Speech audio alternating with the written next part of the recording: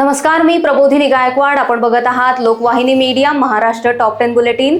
तर जाणून घेऊया महाराष्ट्राच्या काही महत्त्वाच्या घडामोडी. मुंबई बीएमसी निवडणुकीत अंडरवर्ल्ड डॉन अरुण गवळीच्या दोन्ही मुलींचा प्रवेश. गीता योगिता गवळी यांनी दाखल केली नामांकन पत्रे. प्रदूषण नियंत्रणासाठी केंद्राचा निधी अपव्यय. पर्यावरण तज्ज्ञ भगवान केसभटांनी महापालिकेवर साधला निशाणा. पंतप्रधान आवास योजनेतून प्रदूषण. नवी मुंबई पालिकेने सिडकोला पाठवली नोटीस. 7 दिवसात उपाय न केल्यास कामे बंद करण्याचा इशारा. प्रशांत जगताप यांचा राष्ट्रवादी सोडून काँग्रेसमध्ये प्रवेश. जातीयवाद आणि भ्रष्टाचाराविरोधी लढाईसाठी घेतले पाऊल. मध्य रेल्वेच्या 5 दिवसात 4 प्रकल्प पूर्ण होण्याच्या आश्वासनावर प्रवाशांचा संताप. भोंगळ कारभाराची टीका.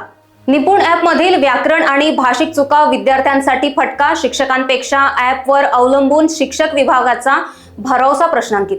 ठाण्यात पोखरण रोड परिसरात सलग दुसऱ्या दिवशी बिबट्याचे दर्शन. वन विभागाने गस्त आणि सापळे वाढवले. नांदेडमध्ये आर्थिक तणावात एकाच कुटुंबातील 4 जणांचा आत्महत्येने मृत्यू. आई वडील घरात गळफासाने तर 2 मुले रेल्वे रुळावर आढळले. नाशिकमध्ये लासलगाव पोलीस ठाणे हद्दीत 6 शेळ्यांची चोरी. 2 आरोपी अटकेत. जळगावमध्ये हिंदुत्ववादी संघटनांकडून बांगलादेश विरोधी आंदोलन. हिंदू नागरिकांना संरक्षण देण्याची मागणी. महाराष्ट्र टॉप 10 बुलेटिन मध्ये इथेच थांबूया. बघत रहा लोकवाहिनी मीडिया. नमस्कार.